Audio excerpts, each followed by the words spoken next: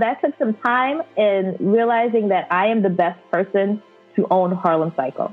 Belief in self, particularly as someone who came with engineering and marketing, but no fitness. There was plenty of times where I was like, there's plenty of cycling instructors. They're famous. They got like 40,000 followers. They got this, they got that. I wonder why they didn't, if they started a studio, they'd be great at it. What made me different was I created a studio based off the customer experience and not the instructor experience. Being aware that, self-confident in knowing that you are the best person for that business and to take that business to the next level. Because there are going to be a lot of days where you just doubt yourself, and there'll be a lot of people who will cast doubt with you. But you need to make sure that you stay true to it and understand that you are still the best person for that job or for that position or for that business. Hi, this is Tammeca Rochester, founder and owner of Harlem Cycle, and you're listening to Dreams and Drive. Hey, Dream Drivers, welcome to episode 225. And today our guest is Tammeca Rochester. She's the owner and founder of Harlem Cycle, which is Harlem's first and only indoor cycling studio. We're going to talk about how she was able to take that idea from ideation to execution and everything that went along with it. And the thing about Tammeca is she doesn't have a background in fitness. She actually was a marketer, and before that, she was an engineer for Colgate Palmolive. And we're going to talk about how she was able to transition out of her corporate career and thrive as an entrepreneur. Tammeca is going to tell us about the steps that she took and also share the keys to success that will be pivotal for your own dream driving journey. And make sure you share this episode on social if you enjoy. I count on you guys every week to help grow the community. Post to Instagram stories, post to Instagram, Twitter, Facebook, wherever. Remember, you can find us across the board at Dreams and Drive. And you can also use the hashtag Dreams and Drive when sharing. And if you're listening to us on Apple Podcasts, please leave a rating and review. Those mean a lot as well. And make sure you're subscribed so that you get notifications every time we have a new episode. And that counts for whatever platform you're listening to this episode on right now. Lastly, make sure you are part of our Dreams and Drive community, The Keys. You get weekly newsletter updates. If you want to join that list, just go to dreamsanddrive.com/join. That's dreamsanddrive.com/join. All right, let's get to the episode.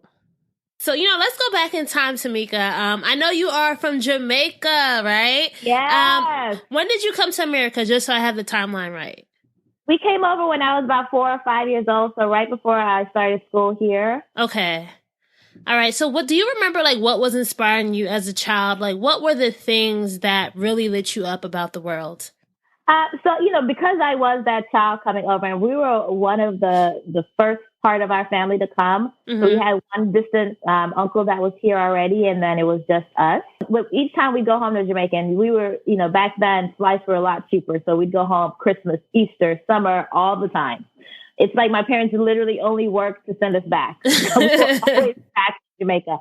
And I remember always with my cousins, because they always looked at us like, oh my God, you get to be a lawyer, you get to be an astronaut, and you get to be all these really cool things because you went to America. And some of those opportunities just weren't there for them, particularly because we were from St. Elizabeth, that's farm country in Jamaica. Mm-hmm. So some of those career paths just aren't even accessible to them without having to leave where we're from. And I just remember thinking, wow, I get to be an astronaut because my cousins say because I live in America now, I get to be an astronaut. So those were the things that really kind of motivated and pushed me here, particularly in school, was the fact that I now have this career path that's laid out for me because I had given the opportunity to come over when they didn't, and they looked up to that and they wanted to hear all the stories and all the things that we did here. So I had to make sure we had some stories. I had to make sure that I was doing what my family thought I was supposed to be doing. What was the career path that you kind of had lined up for yourself at that point? So I always loved engineering. So I wanted to be an engineer. That was no pushing of my family. That was all me. I love putting things together. I love taking them apart. I felt like engineers were the smartest people in the world. I still do believe that. I wanted to be an engineer from when I was very, very small. I just loved everything about the concept of being the person that creates things that people can use on a day-to-day basis. So that was my original career path, and that's what I really wanted to be when I grew up.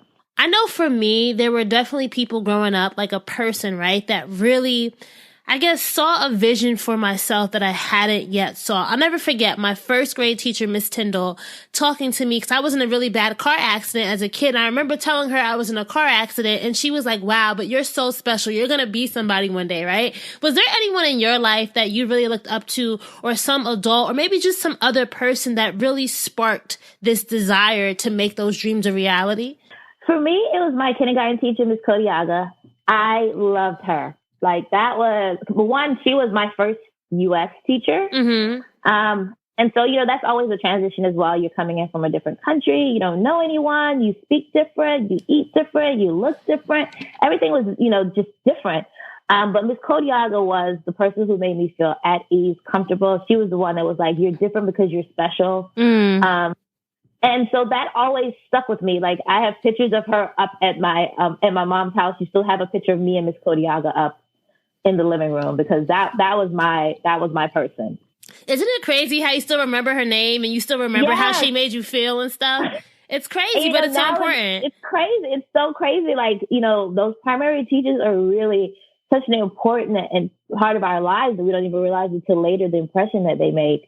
Like, she's literally up at home in the family living room with all the other pictures of family and me, Kodiaga. And there was like one day that we had on a similar looking dress. And so we took a picture, and that, that to me was also like the best day of my life, that we almost looked like we were dressed alike. Because she was the world to me. And she just was the person who was like, you're supposed to be different because you are different. And, it really kind of stood out to me that it's okay to be different.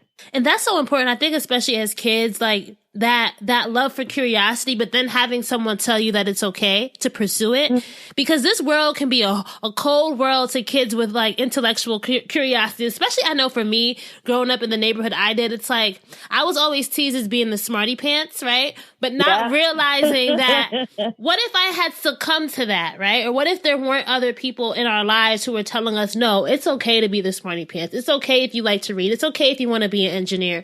It's so, so important. It sure is. And, people think smarty pants is an insult. That's the best compliment in the world. But as a kid, it's like, why is everyone teasing me? As a kid, it's like terrible, but it is truly the best compliment. Yeah. So, why the decision to go to Spelman? So I grew up watching Different Worlds. Okay. Watching the Cosby Show. I grew up, wanting to be just like Whitley. And because I did grow up in Atlanta, I was, privy to seeing a lot of successful Black women, and they all seem to have gone to Spelman. My best friend's mom, growing up, we were still best friends for this year, but we met in first grade, and her mom went to Spelman. And so there was a lot of women in my life that went to Spelman. And I was like, well, they're all amazing. I want to go where they went. Representation matters. It really matters. And, thank heavens, I was able to see that growing up, and that's what led me to Spelman. And at Spelman, you got your degree in mathematics, right? And then you got so you got a dual degree. You went to Georgia Institute of Technology and got that degree in engineering and mathematics. Like, what do you think were I know I can only imagine that must have been hard, right? I got a sociology degree, and I want to say it wasn't that hard, but I couldn't imagine, like, that seems very intense. But during those times, what do you think you were learning about yourself and your ability to like successfully accomplish the coursework and just the dedication and the grit that was involved in getting these degrees, Tammeca?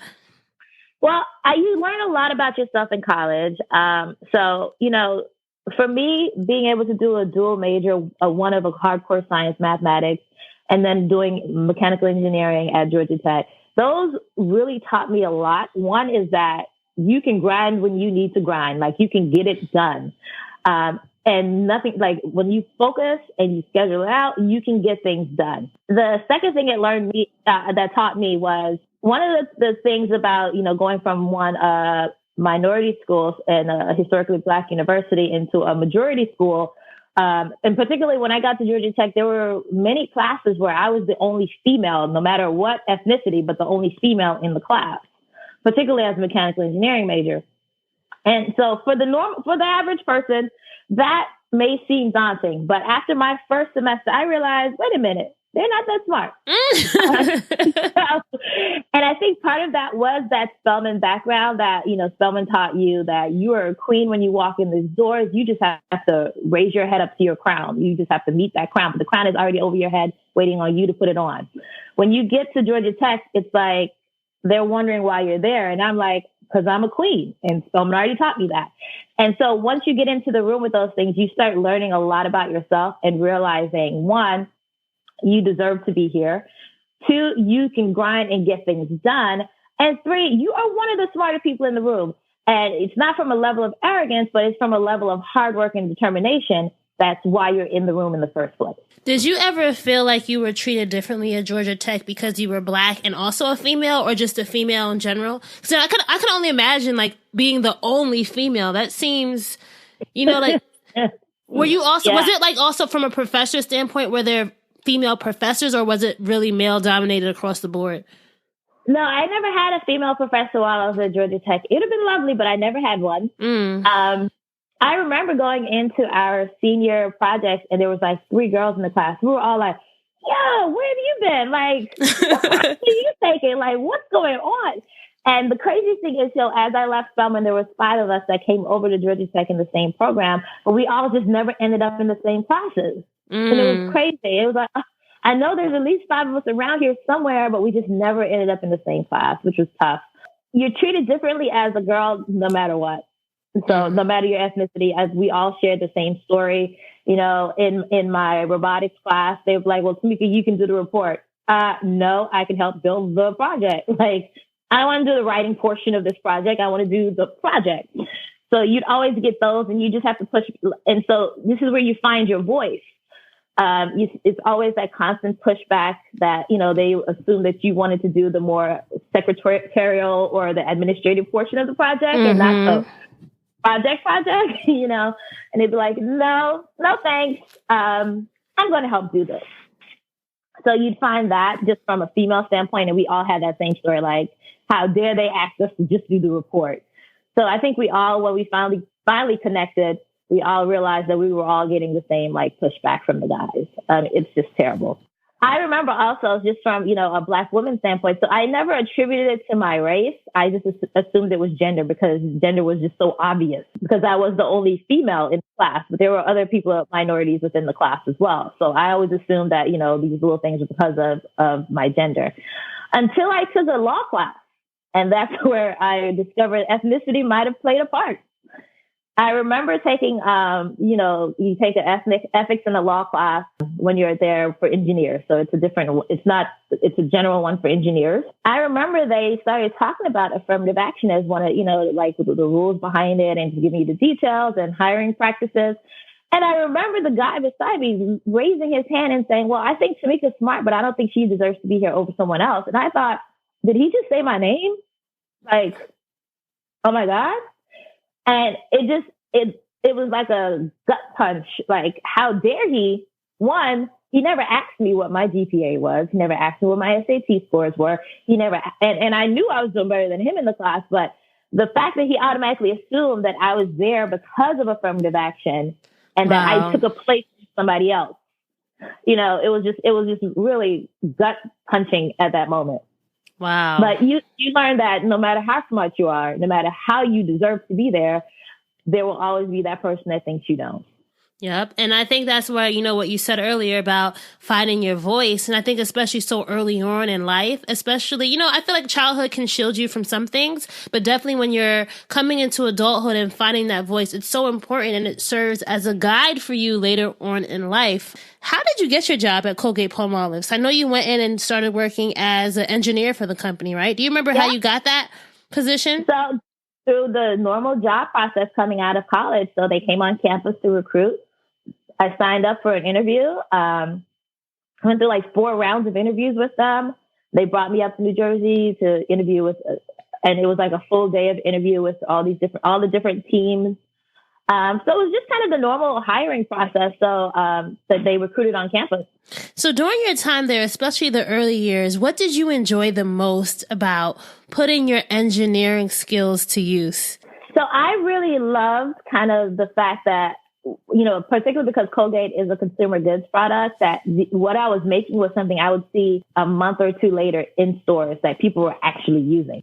I was so excited to like, Mom, here's some soft soap, and I helped make this product. Like, I put the equipment in, that put this new bottle together. It was like so exciting that this was, something that my mom was going to be able to use and people are going to use on a day-to-day basis. And somehow I had a little part in it. Did you feel like this was it? Did you feel like a deep satisfaction in your work? I did. As an engineer, I absolutely loved my team. I had the best boss, one could ever ask for, particularly coming out of college. He was very supportive. He was a mentor more than just a boss. So I really, really enjoyed my team. After like 3 years is where I started getting restless. So it took me those first years. And just because my team was so amazing, I realized no one ever left the team, like ever. And as I watched as people got promoted and realized like we would all get like small promotions, but we never got pushed to another level because no one ever left their level. So you literally wait till someone retires and then we all move up one. Oh my gosh. Nobody was retiring unless they were getting old. And so it was crazy. It was like, wow, well, he's been here 20 years. He's been here 25 years. He's been in, and it's like, wait, I really like my job and I really like this position, but am I going to be here 20 years before I get to the next level? So it was like small pay increases, but you never became like, the vice president of engineering because you got to wait 35 years before that time ever happens. And so I was like, wait, how do I move a little faster here? And then I was also just very curious of things. So I wanted to know who was making decisions for these products, who was deciding why we were making this blue or purple soft soap when it doesn't look that great. Or, I wanted to know who was coming up with these designs and these ideas and why was it filtering down to me to just implement. So as I was there, I went and got my MBA at night at NYU.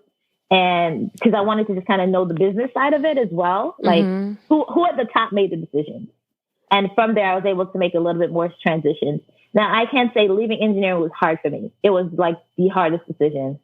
And I remember even after my boss, he had connected me with someone in the New York office and they had offered me a position.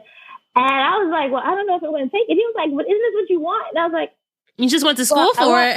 Yeah. I was like, well, yes, it's what I thought I wanted, but I don't want to leave my team. Like, it was so back and forth. That change, that transition was so hard. Stepping out there, I was like, I think this is what I want, but I really love you guys. I feel like that's something that a lot of us, right? We have these moments where we have to make decisions and it's so hard to either, like, you can either open the new chapter, right? Or you could kind of just keep writing the same story in the same chapter, right? Exactly. What do you think was the motivation for you to say, all right, I'm going to do it? It's hard to say. So first, I went back and had that conversation with him and he was like, listen, we will be here, but this job won't. So take the opportunity. And if it doesn't work out, we'll get you back. And I was like, okay, that seems safe. That seems okay. All right, I'll do that. So that was kind of that reassuring voice that, okay, I still have a place to come back if I don't like this, which was very, because I was still very young. I was 27, 28 at the time. And I was like, well, what do you have to lose? Like, you don't have anything to lose at this point. So let's go. But it really took that reassuring voice for me to make that leap. So where did Harlem Cycle come into all of this? You were in New York in this new position. It seems a little bit left field, right? Like, what was the inspiration behind Harlem Cycle then? And how did that idea begin to bubble? So I had transitioned into marketing. So I became a brand manager. Didn't love it. Didn't love it at all. Didn't love the team. But it taught me a lot about general management, a lot about creating a brand. But it was very different than engineering. In engineering, you lead your projects. Everyone's a team player. Everyone wants to see you succeed. In marketing, it's kind of like we're all trying to get to the top. And, it was a very different feeling than, it felt like I left the company when I didn't. I just moved to a different office, but it was very different. And because of that, I started needing like stress relief. I was looking for all kinds of ways to like relieve tension. And at the time, so I had transitioned into marketing 6 months after my son was born. So I was a new mom and it was, I needed to just work out. I was at such a level of stress. And I just remember thinking, wow, what did I love to do as a child? What was the thing? And for me, it was riding my bike. I loved riding my bike when I was little. And so I was like, okay, well, I can ride my bike here. But, you cannot ride your bike in the streets of New York. That is not that is not an easy thing to do.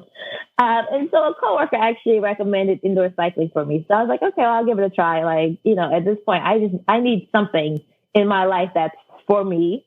And that can get me to a happy place at some level of stress relief. It's a new job, new motherhood. It was just a lot. And so I tried a class and it was good. I was like, oh, I can do this. Lights are low, music on, like everyone's like riding to the beat. It was great. Now, I didn't love the music at the time. Didn't love it. It was one of those studios that was close to work. So it was in Midtown Manhattan. As you can imagine, I was one of the few minorities even in class. Mm-hmm. And so the music wasn't really tailored for me because, well, I'm only one of the few in class. And so I discovered the YMCA up the street from me because I live in Harlem. And I was like, oh, okay. The music was great. Like, it was all the things I grew up with, like all the things I could sing to. And it was cycling still. And it was cycling still. Okay. And so it was like, this is great. I found a class they had on weekends I would take. And I was like, this is amazing. The music was great. Now, the facilities was not the same. The customer service was not the same. And so I really enjoyed like the customer service and the facilities at these other boutique places. I just schedule my class online. I just walk right in 5 minutes before, take my class on my way out. Everyone's nice and friendly on my way out. Great. YMCA just didn't have that aspect to me. And I think it's because I started with the nice facility first. And I was like, wait a minute, what? Mm-hmm. We're not going to do any of that stuff? But they had the music. And I was like, now, why can't we have both of these in one place? Like, why aren't we combining this model, particularly in Harlem? I'm like, Harlem is like the birth of the Renaissance. Like, this should be places where we're getting the best of best. This is where the great artists of the Renaissance live. This is where the up and coming future doctors, lawyers, and everyone historically had moved to. And so you have those generations of families and those generational wealth that are here. And I was like, well, why don't we have a facility that reflects the best of the best? And so one day I was out and I was like, you know what? I could create a studio. Let me just run some numbers. It's just like, let's put this down on paper.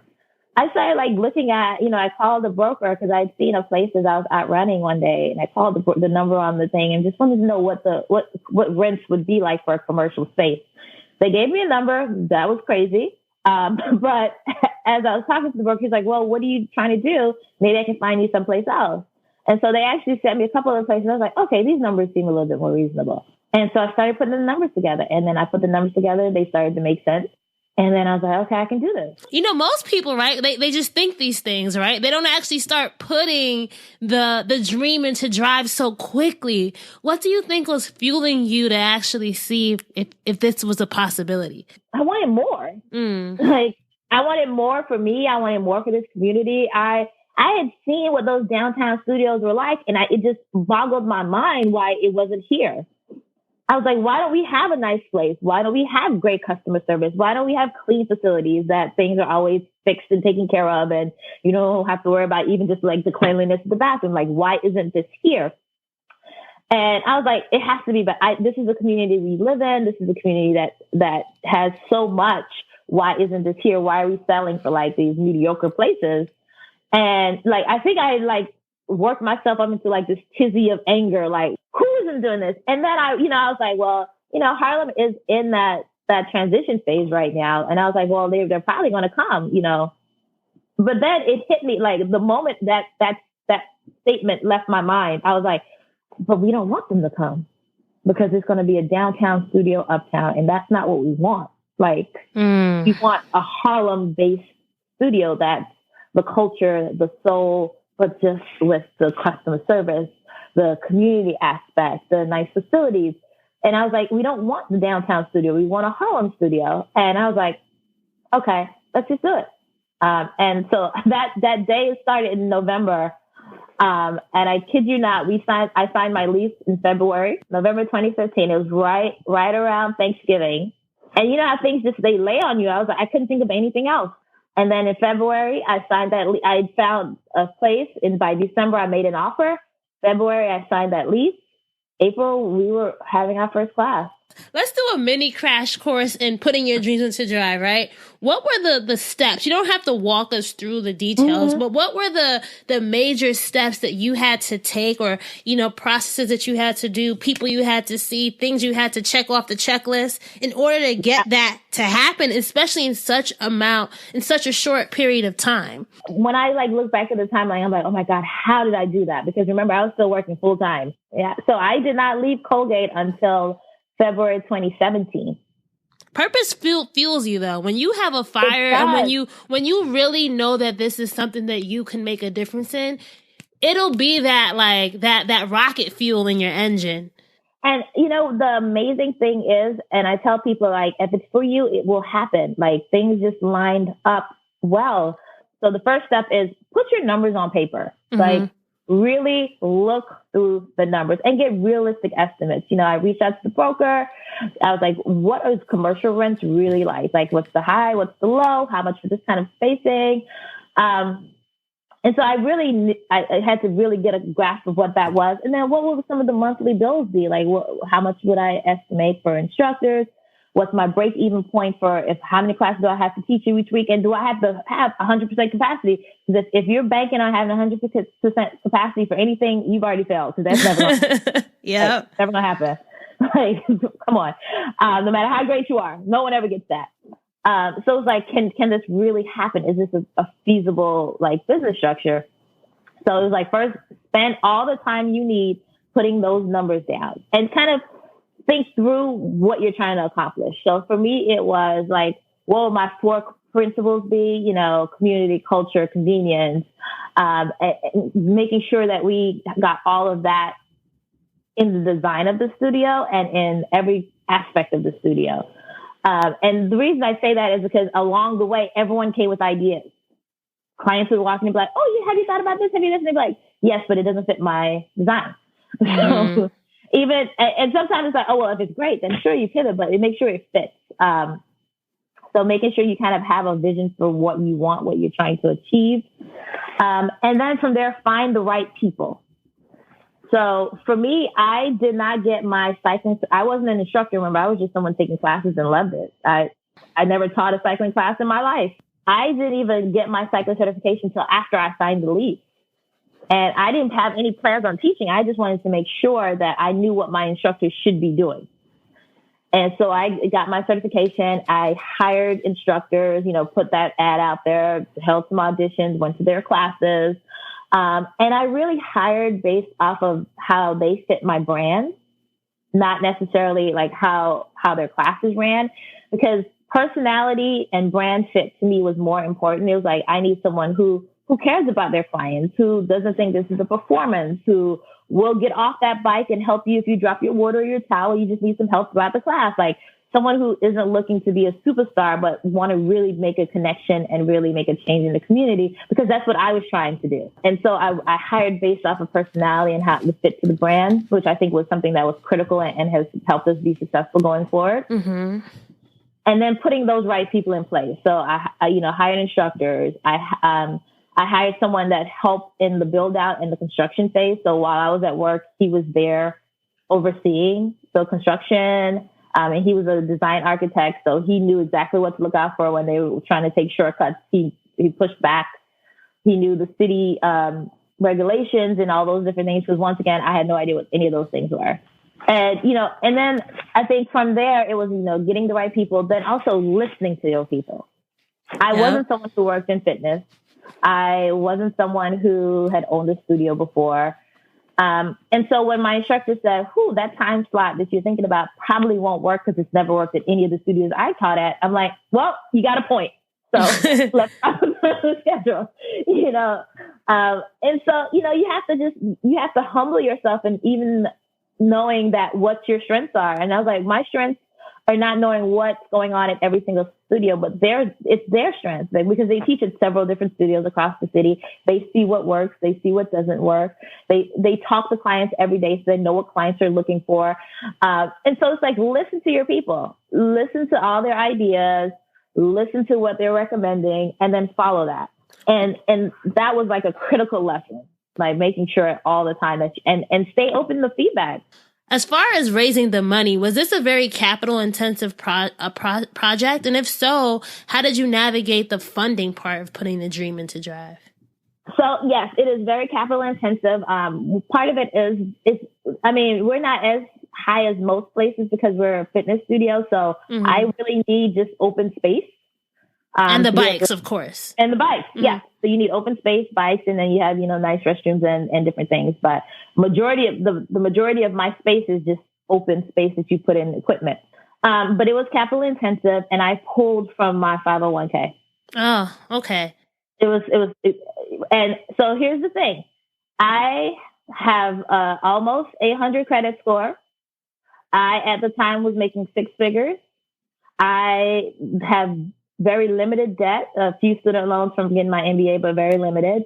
And I went to the bank and said, hey, I'm trying to start this project. And they literally laughed me out the door. Wait, what? Exactly. With all those credentials? With all those credentials, it was like, I thought I was a great person to do because I never needed a loan before because I also have saved significant amount of money I had worked for Colgate for 13 years. Had always contributed to my savings in my retirement. So I had savings, but I didn't want to use it. I wanted to use the bank's money. They literally was like, well, we don't know about, and I tried two different banks. And then because my timeline was so fast, I was like, I don't have time for this level of rejection. And I don't have time to be filling out these applications and keep sending them the same things over and over again and sitting through these little meetings that for 2 hours of my life that goes nowhere for them to be like, well, we don't know. Why did they say no, though? I just wonder, what do you think they were discriminating? What do you think it was? Well, they never say why they really say no. But I can say I've seen people with a lot less than what I had get loans, and they just didn't look like me.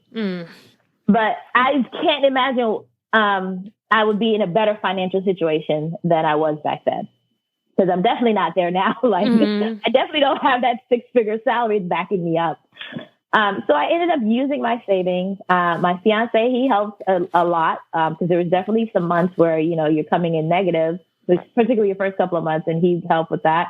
And I kept my job at Colgate that first year because I still needed to hit payroll, even though our first couple of months, you're teaching one or two people, but you still got to pay your instructor their full amount of pay, And so those things you have to make sure you account for it. Once again, in those numbers, those negative numbers are real. It's going to happen. It's going to be negative. You got to make that negative has to come from somewhere.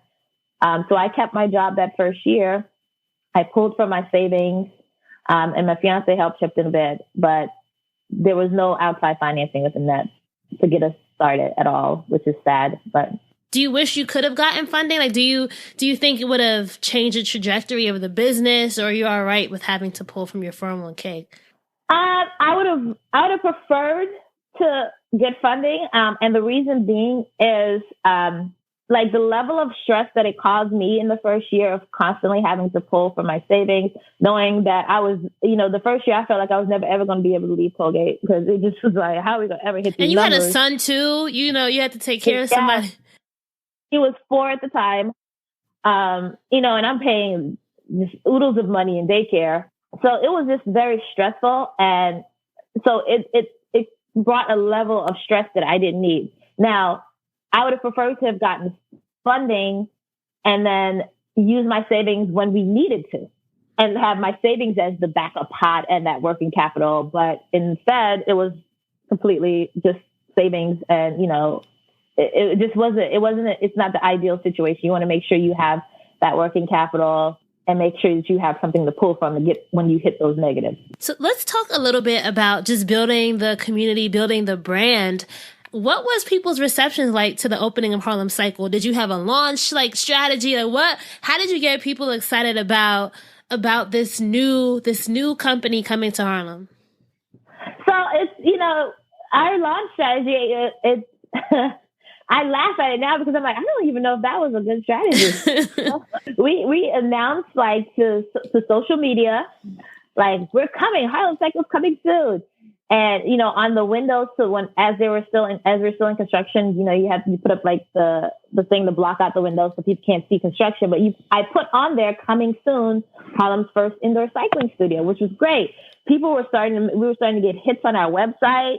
So that's another thing, like make sure everything is up before you make any kind of announcement. The moment I put like coming soon, when people were walking by, they started coming to the website. I started seeing our social media increase. Like people were starting to like immediately start following because they were waiting on like the update on what day you're opening. And I can tell you now, so we put that sign up and maybe 2 days later, I got my first review on Facebook. And I was like, how are we getting Wait, how did you get a review? You didn't even open. We didn't even open. And they gave us a 1 star. What? And that's why on Facebook we have a 4.9 star because we can that's never a get hater, for real. It was a hater. And their review was, this business doesn't open till April. That's all they wrote. And I was like, yes, exactly. Coming in April. Wow. But I mean, and people are just so tough on small businesses and they don't realize the impact that they make. But it's like when you give a small business a 1 star at coming out the gate before they even open, and he gave that to me in like March and we opened in April, just because he was like, they don't open till April. Exactly what we said. But we've gotten all 5 stars since then, and I will never have a 5-star review. I'll always be 4.9, which upsets me to this day. Oh man. So once you guys opened, what do you think was getting your customers to come back and then tell their friends and refer out? Because that's always the best type of marketing, right? Is when people are telling their friends, word of mouth.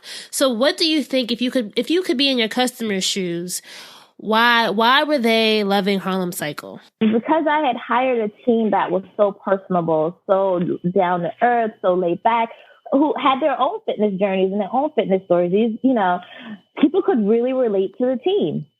And they could really connect with the team. And I think that made a huge difference. So we, after our first week, we would encourage you, hey, tag us, do a check-in, bring a friend with you next time. And so those kind of help with the trajectory, because I would see people even to this day, they're like, oh, I heard about you. I've been following you online.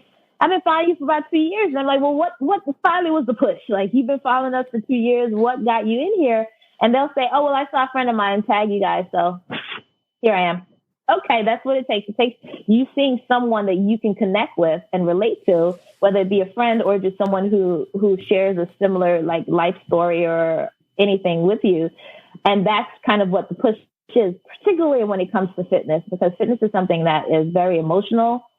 And something no one wants to ever go into a class or feel like they're just not going to fit in, like they're just not going to have a good time, or they're just going to feel like the person who just isn't being able to keep up. So when you see someone that that has a similar background, similar story, or just grew up in the same place you grew up, there's some connection that makes it a little bit easier. So we really encourage people within those first couple of months to kind of do a check-in, tag us, tag a friend, and just kind of show that you were here. Which year for you was so far your best year, and what do you think contributed to that being your best year? Well, so far 2019's been the year. Always going up, right? Always going up. Yes. So, 2018, we saw solid growth. It was solid growth. We were up. But 2019, we have been able to kind of just stay consistent when it comes to our classes and the number of people in and out of our doors. And so, in 2018, we're like, ooh, this class is sold out. Tomorrow, womp, only 3 people. Then the next day, ooh, sold out. Then, so it was like that emotional roller coaster. But 2019, we've been able to stay solid where I'm like, okay, we're good. We got a good flow of people, a consistent amount of people. And I think part of it, too, is us being consistent with everything that we do, from our social media to our programming to our instructors on schedule. So it's making sure we're consistent and then encouraging others to be consistent. What was the biggest challenge for you during the years of building the brand? For me, it was kind of finding the talent. Is it hard to find cycling instructors? I mean, I know you're hiring for quality and brand fit too, right? It's plenty of cycling instructors, but do they necessarily fit our brand is where the concern is always. So, we constantly are on the lookout for talent after talent after talent. trying to make sure they fit our brand and that they want to grow with Harlem Cycle. So because our team, we've hired from personality and fit to the brand, I have a lot of people on my team that do other things as well because they're just so, adventurous and they're so outgoing and do several different things. We have actors on our teams. We have nurse, a physical therapist, and because of that, they travel. They work other places. But they always come back to Harlem Cycle, but we always need a consistent team in place that can cover when they're gone. And so it's being able to really always have a pipeline of talent has been the hardest struggle for us. What do you think has been the business lesson that took you the longest to learn? Trust your instincts. And I still haven't quite learned it, but every now and then I'm like, oh, you did it right, Tammeca.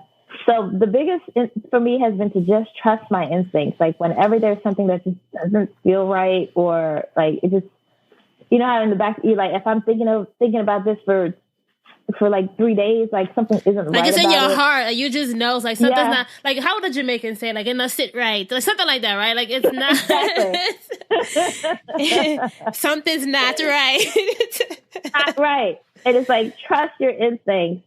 And so for me, the hardest thing has been to ever let someone go from my team.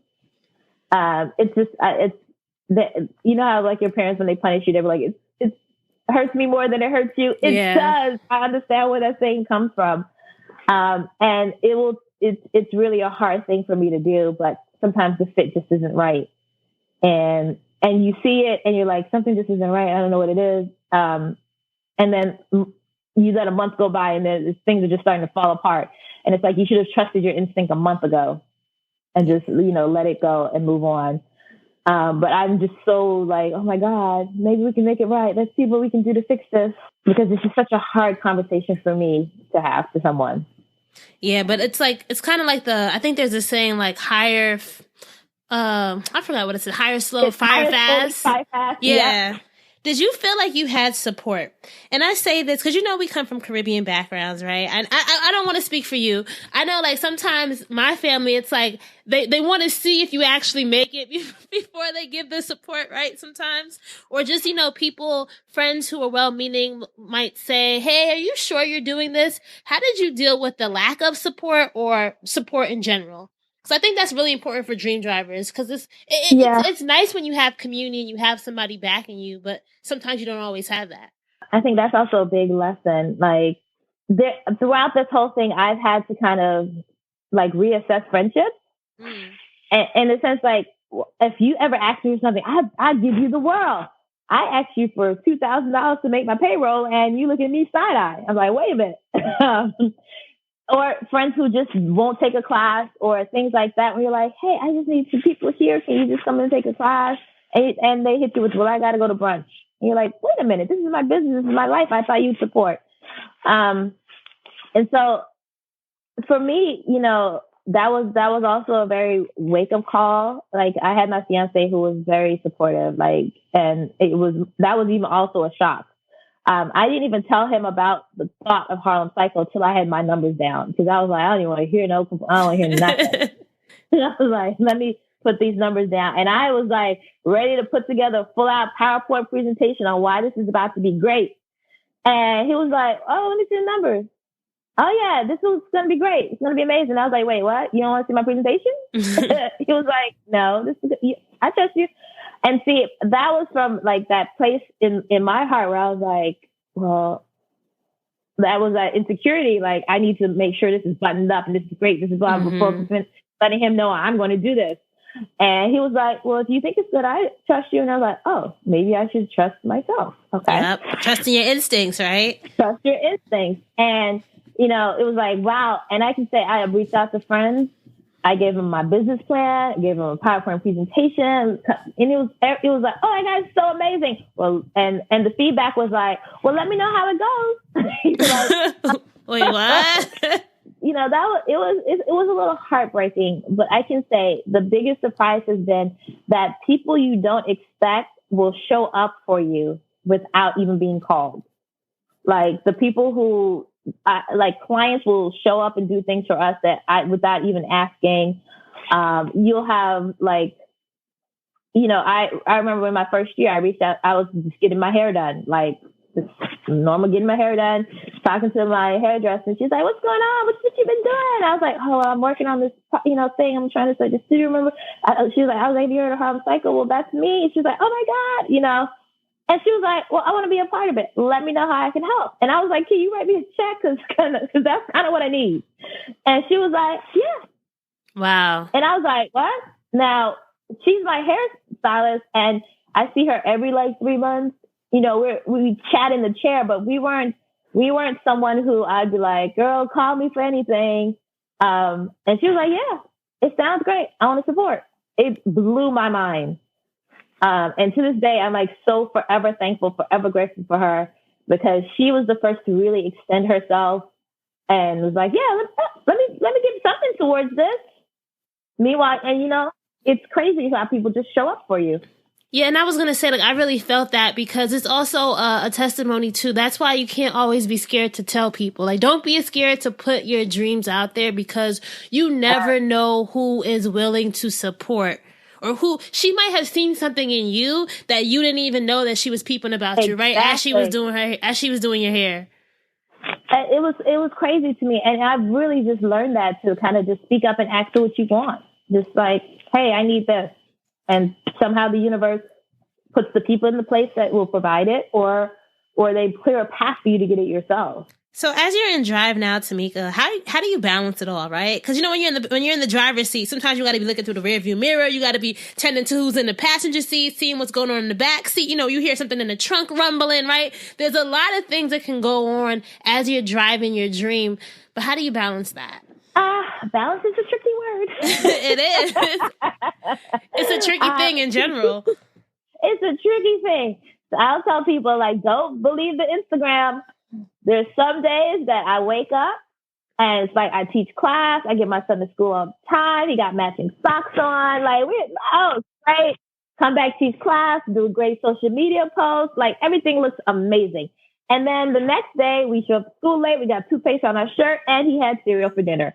Everything is not always in a balance. But, what I've learned is to just be a little bit easier on myself on those days that we are having cereal for dinner. That's part of the balance. That's what makes the balance out, is you just have to kind of be a little bit lighter on yourself. I schedule everything. I have to put it on my calendar, one, because I can't remember every little detail. And so I give myself permission not to, by putting it on a calendar the moment you tell me to. Mm-hmm. I also give myself permission to Netflix and chill on Sunday afternoon. I do not have to do something every minute of the day. And that took me a while to get to that point where I'm like, well, I could be doing this, I could be that. And it's but mental health is even more important. Yeah. And so we'll sit, me and my son, we'll call it movie Sundays, and we'll just sit and watch movies all Sunday or something. And that to me is balance, and kind of just making sure that I'm teaching him self-care as well, because I don't want him to grow up thinking you're supposed to work 24 hours a day and not take any moment to yourself. But part of the balance is knowing some days you'll be at 100% and some days eating cereal for dinner. It's okay. Do you ever miss corporate? You ever miss good old Colgate? I absolutely do not. I literally cannot see myself back there. I just, I think the things that really frustrated me about corporate was the hierarchy, the waiting 2 weeks for a basic decision on something that's so simple and so plain. The putting together a meeting before a meeting to have a pre-meeting for a meeting. I just really cannot, I can't. And I've always been someone who can make a decision very quickly. And so I just cannot see myself going back. Well, that's good, right? That's good that you found a new purpose, and you're able to put all the skills like the engineering, the math, right? Because you mentioned budget first. I'm like, you are good, because a lot of people go with vision first, right? And they start designing the studio, they start getting the interior decorator, and then they do numbers. Exactly. So that was good that you started with numbers first. Well, to me, numbers don't make sense. I don't know who you're talking to about design.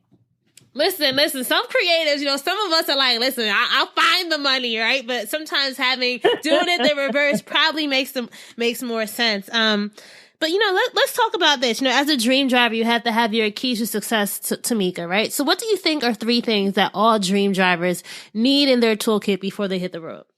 So the first thing is just self-awareness. So, you get to know the things that you're good at and the things that you're not. So I knew that I was good at putting together numbers and putting together a business plan, but I wasn't good at teaching. So I hired good teachers and good instructors. So just know self-awareness, know what you're capable of doing and what you're not, and then trust the people that are good at doing those things. I think the second is you need to be able to dig into the details.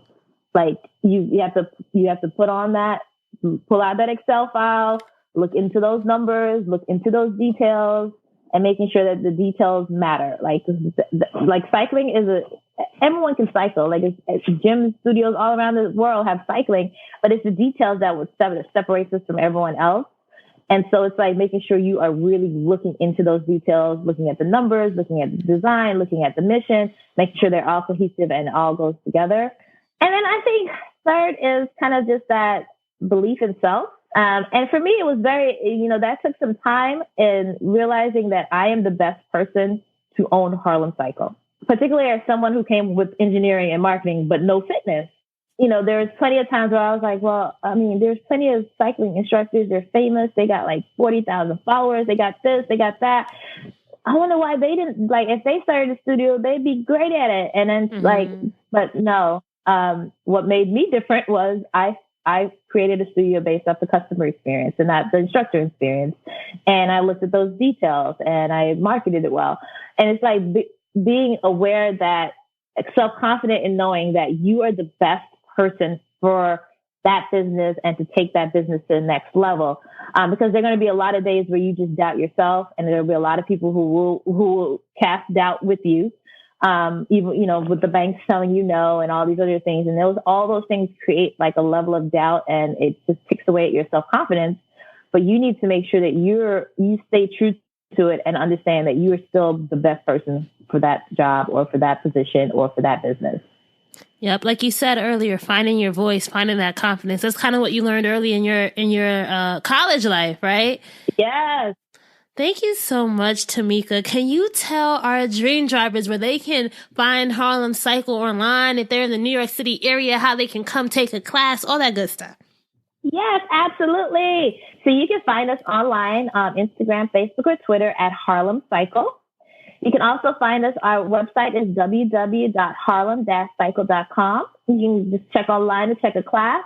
And if you're here in May, you can check us out for our cardio retreat in Governor's Island, May 16th through the 17th.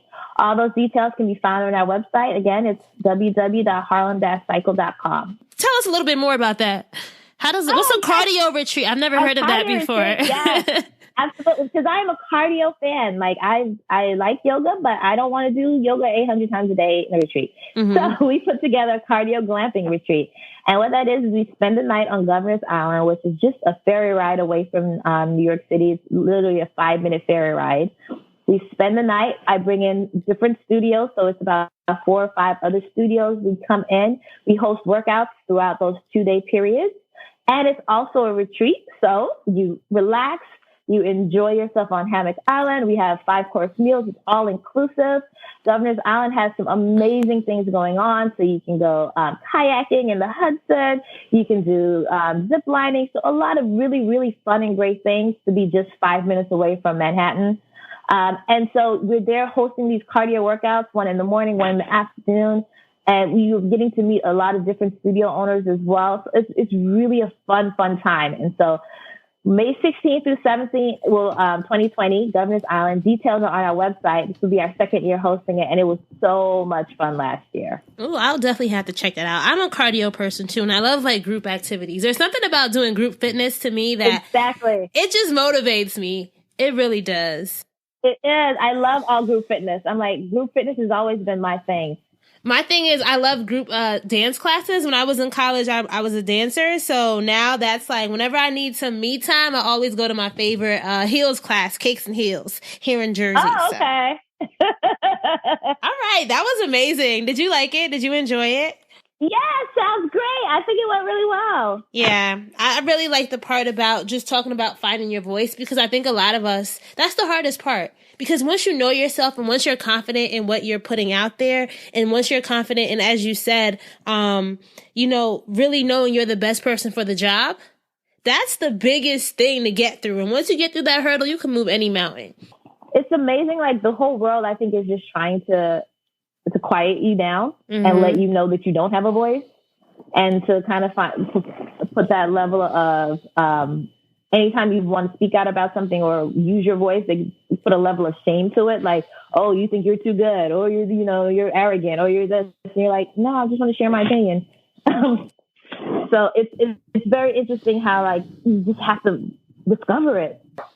And also it's practice, because it will take practice. It doesn't come to you naturally. I mean, especially if it doesn't come naturally, you're just going to have to practice doing it. But practice makes perfect, right? And practice really just does, just keep on being confident and being confident in your word and trusting yourself. That's something that I'm trying to get better at too. I have this affirmation that I read every day. I trust myself, because we don't realize how often we may not trust ourselves or trust our decisions or trust our instincts, as you said. Absolutely. I mean, it's terrible, but we have to. All right, so that's a wrap for this episode with Tammeca Rochester. I hope you enjoyed hearing her dream driving journey as well as her keys to success. If you love this episode, please make sure that you're sharing it on social. Stop what you're doing right now, screenshot, post it to Instagram, post it to Twitter, post it to Facebook, tell people about Dreams and Drive, share with others the lessons that you learned from Tammeca. I think that it's really important that we pay it forward. And there are other people who need this information, who need this inspiration, who need to know that they too can put their own dreams into motion. So please, please, please help us and just do a simple share. It really means a lot.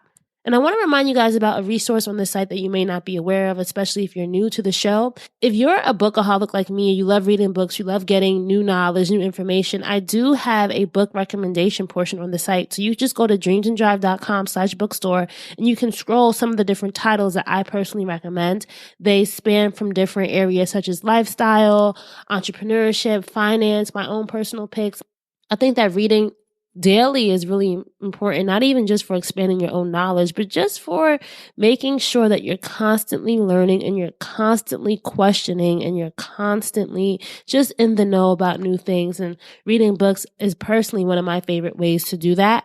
That's dreamsanddrive.com/bookstore. And if you want to be part of our Dreams and Drive community, The Keys, just go to dreamsanddrive.com/join. All right. And remember, guys, wherever you're listening, please hit that subscribe button so that you get notifications every time we have a new episode. And if you're listening in on Apple Podcasts, specifically, make sure you go into the app, click on leave a rating and review, and do it.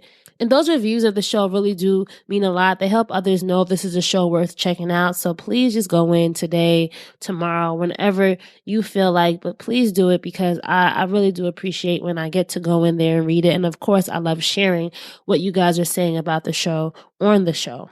All right, before we head out, I want to just reiterate a major takeaway from this episode, which is trust your instincts, right? Along this dream driving journey, there is going to be a lot of times where you have to make decisions, quick decisions, and sometimes you may not want to follow your gut, or other people may be telling you, hey, don't do it. But if you feel it in your heart, definitely trust that instinct. All right, guys, keep dreaming, keep driving, and we'll chat again in episode 226. Bye, guys.